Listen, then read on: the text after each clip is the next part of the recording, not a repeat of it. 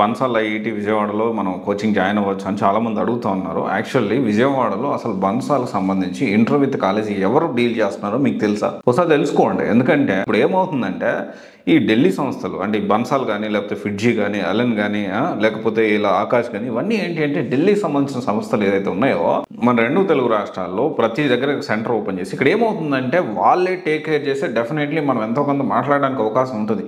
So వాళ్ళు కాకుండా completely franchise ఇస్తారు, లేకపోతే థర్డ్ పార్టీకి ఇస్తారు, హాస్టల్ ఒకటి చూసుకుంటాడు, తర్వాత కాలేజ్ ఒకటి చూసుకుంటారు, కేవలం మెటీరియల్ లేకపోతే ఈ జేఈ కోచింగ్ సంబంధించి.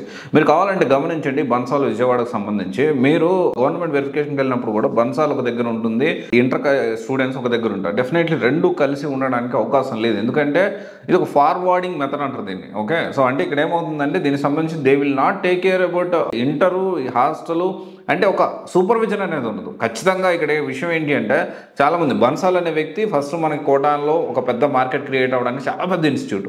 అండ్ తర్వాత మనం చూసుకుంటే అసలు రాజస్థాన్ కోటా హబ్ అవ్వడానికి కారణం కూడా బన్సాల్ సారే. తర్వాత అలెన్ వచ్చింది, ఫిడ్జీ వచ్చింది, వీళ్ళు ఫాస్ట్గా ఎవాల్వ్ అవుతూ అంత ఫ్రాంచైజీలు ఇచ్చుకుంటూ అంత బాగా గ్రో అయ్యారు. సో తర్వాత మనం ఫిడ్జీకి ఏం జరిగింది ఏందనేది మనం తెలుసుకున్నాం. ఇక్కడ మెయిన్ ప్రాబ్లం ఏంటి అంటే ఓన్ కాలేజ్ ఉండదు, ఓన్ హాస్టల్ ఉండదు, ఫ్రాంచైజ్ ఆర్ పార్ట్నర్షిప్ మోడల్లో నడుస్తుంది. So they are not answerable for మొత్తం ఎంటైర్ ఇంటర్ విత్ నీట్ కానీ ఇంటర్ విత్ జేఈ కానీ వీళ్ళు ఆన్సరబుల్ కాదు. సో డెఫినెట్లీ మీరు ఒకసారి నిజమా కాదనేది మీరు ఒకసారి క్రాస్ వెరిఫై చేసుకోండి.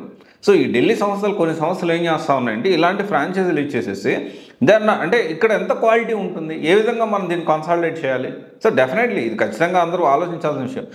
ఢిల్లీ నుంచి వచ్చింది, రాజస్థాన్ కోటా నుంచి వచ్చింది, ఇది తోపు ఇన్స్టిట్యూట్, బ్లైండ్కి వెళ్ళి జాయిన్ అవ్వడం కరెక్ట్ కాదు. బ్రాంచ్కి వెళ్ళండి, అక్కడ ఎవరు డీల్ చేస్తున్నారు, ఇంటర్ సంబంధించి ఎవరు డీల్ చేస్తున్నారు, ఫ్యాకల్టీ ఎవరు, ఇంటర్ ఫ్యాకల్టీ ఎలా ఉంది, మార్నింగ్ స్టడీ అవర్స్ ఎలా జరుగుతున్నాయి, ఫుడ్ క్వాలిటీ ఎలా ఉంది, మీరు ఏ బ్రాంచ్కి వెళ్తున్నారో ఆ బ్రాంచ్కి వెళ్ళండి, రియాలిటీ తెలుసుకోండి. అంతేగాని రియాలిటీ తెలుసుకోకుండా ఢిల్లీ నుంచి వచ్చింది కాబట్టి ఆడపేరు ఉంటే అక్కడికి వెళ్ళి జాయిన్ అవ్వండి, ఢిల్లీలో వెళ్ళి జాయిన్ అవ్వండి, లేకపోతే రాజస్థాన్ వెళ్ళి జాయిన్ అవ్వండి, కోటా వెళ్ళి జాయిన్ అవ్వండి. అంతేగాని అక్కడ బ్రాండ్ ఇక్కడే ఉంది అని చెప్పి మాత్రం మీరు తప్పుడు అడుగు వేయొద్దు. మీ పిల్లల భవిష్యత్తు అనేది పాడు చేసుకోవద్దు. 100% చెప్తా ఉన్నా స్ట్రైట్ అవే. ఇది ఫ్రాంచైజ్ మోడలా కాదా, ఎవరు ఇంటర్వ్యూ డీల్ చేస్తారు, జేఈ ఎవరు డీల్ చేస్తారు, అండ్ ఈ కంబైండ్ ఎలా కోఆర్డినేట్ చేసుకుంటారు, హాస్టల్ ఎలా ఉంటుంది, అండ్ మార్నింగ్ నుంచి ఈవినింగ్ దాకా ఎవరు సూపర్విజన్లో ఉంటారు, ఎలాంటి ఫ్యాకల్టీ అందుబాటులో ఉంటారు, ఇవన్నీ మనం కన్సిడర్ చేసుకోవాల్సిన అవసరం ఉంది. ఎనీవే ఇది ఒకసారి మీరు ఆలోచించండి. బన్సాల్ విజయవాడ గురించి కొంతమంది స్టూడెంట్స్ నన్ను అడిగారు, దానికి సంబంధించి నేను మీకు అప్డేట్ ఇస్తా ఉన్నాను. Thank you.